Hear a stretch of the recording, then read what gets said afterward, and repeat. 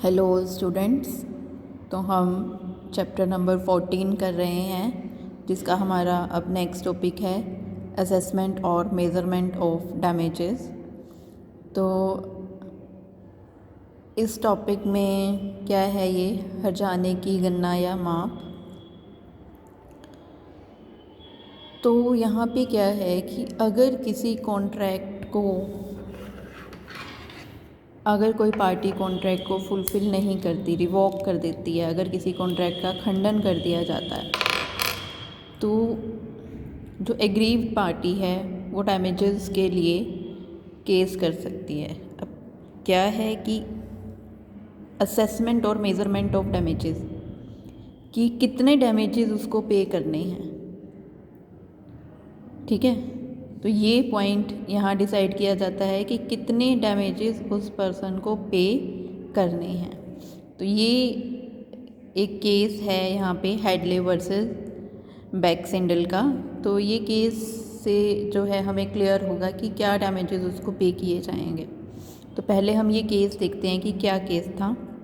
तो यहाँ क्या था कि हेडले था, वो एक मिल का ओनर था। क्या हुआ कि उसके मिल में कोई मशीन थी, तो उस मशीन का कुछ पार्ट टूट गया। ठीक है, तो वो मशीन उसने बैक्सेंडल को रिपेयरिंग के लिए दी। तो बैक्सेंडल को वो मशीन रिपेयर करके वापस करनी थी, लेकिन उसने जो है वापस करने में ज़्यादा टाइम ले लिया। ठीक है, तो अब जो मिल का ओनर था हेडले, अब उसके पास मशीन नहीं आई, तो अब उसने क्या किया कि मिल को बंद कर दिया। ठीक है, अब मिल बंद कर दिया तो प्रोडक्शन हुआ नहीं, तो लॉस हुआ। तो अब हेडले ने क्या किया कि बैक्सेंडल के अगेंस्ट केस डाल दिया कि जो भी उसको मिल बंद करने के कारण जो भी उसके लॉसेस हुए या उसकी मशीन टाइम पे नहीं आई, जो भी लॉसेस हुए, उसके जो भी खर्चे हुए और जो भी उसको प्रॉफिट होता अगर मिल चलती रहती, तो वो सब के लिए उसने केस डाल दिया कि वो उसे मिलने चाहिए। कि बैक्सेंडल ने जो है मशीन टाइम पे रिपेयर करके नहीं दी, इस कारण से उसको जो भी उसके एक्सपेंसेस हुए या जो भी उसका प्रॉफिट था उसे मिलना चाहिए, उसने केस डाल दिया।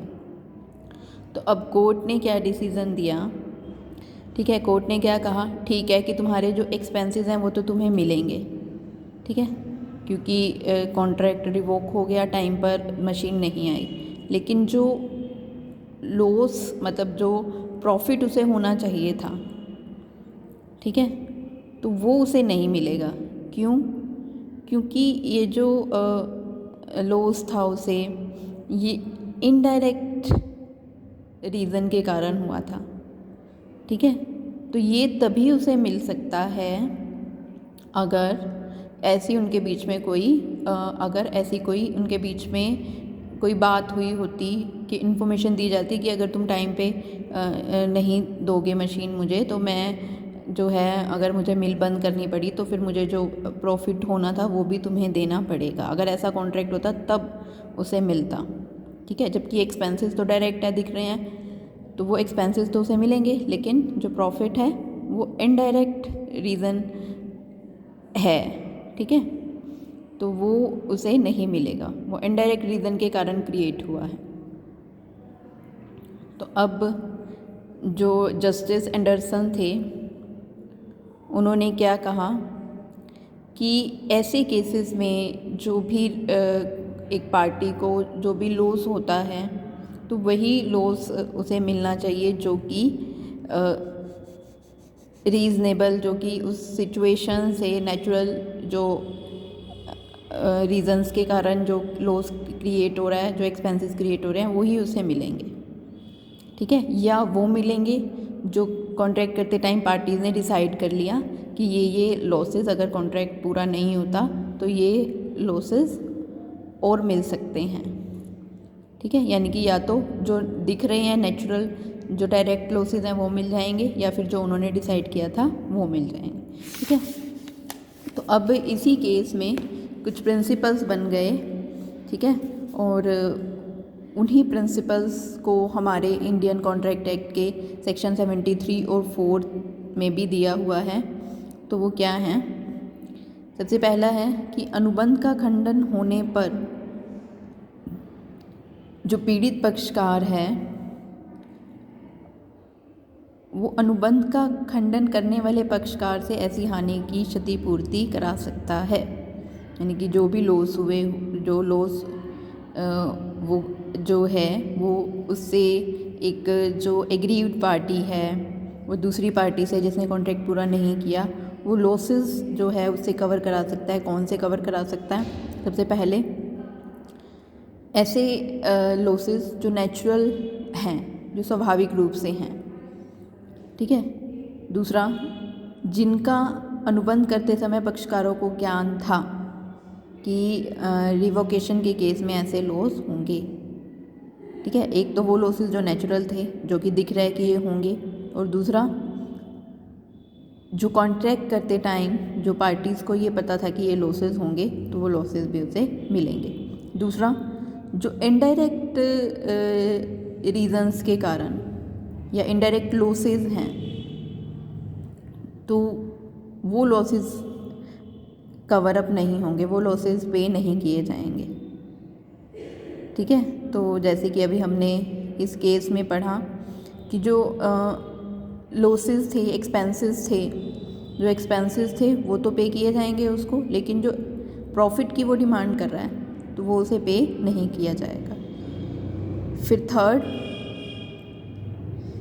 कि जो कॉन्ट्रैक्ट रेवोकेशन से जो लॉस हुआ है उसको डिसाइड करते समय उन सभी साधनों को ध्यान में रखना चाहिए जो अनुबंध के निष्पादन न होने से उत्पन्न हुई असुविधा को दूर करने के लिए उपस्थित थे। यानी कि जब हम डैमेजेस को डिसाइड करेंगे तो हमें वो सब चीज़ों को ध्यान में रखना है कि भाई अगर क्या ऐसे सोर्सेज अवेलेबल थे जो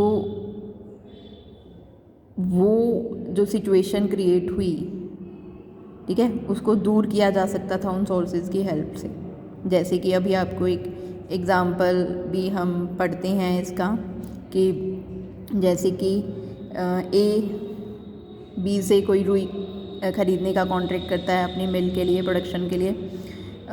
बी टाइम पे रुई नहीं अवेलेबल करा पाता, तो अब ए को क्या करना चाहिए कि ए के पास ये अवेलेबल है सोर्स कि अगर ए किसी और किसी और सेलर से रुई ख़रीद सकता है तो उसे ख़रीद लेनी चाहिए, ठीक है।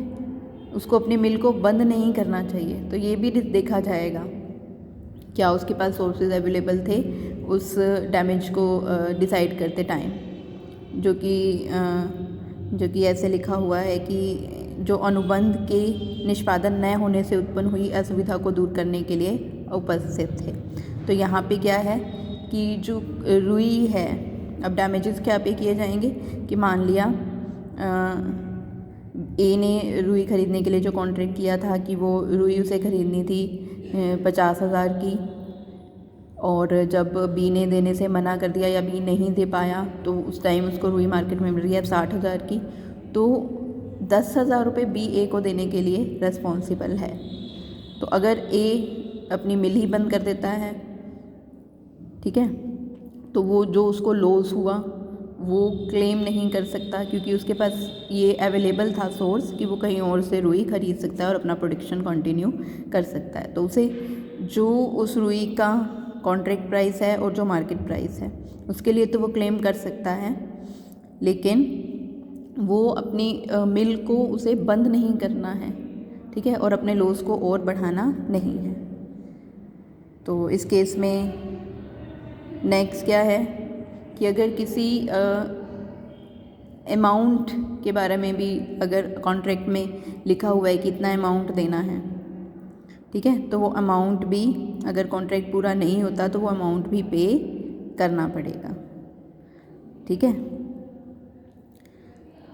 तो इस तरह से नेक्स्ट क्या है हमारा कि जो डैमेजेस हैं वो कई टाइप हैं डैमेजेस के। जैसे सबसे पहले है जनरल डैमेजेस, फिर स्पेशल, फिर एग्जाम्पलरी, नॉमिनल, लिक्विडेटेड और इंटरेस्ट एज डैमेजेस। तो ये हम करते हैं। अब सबसे पहले हैं जर्नल डैमेजेस। तो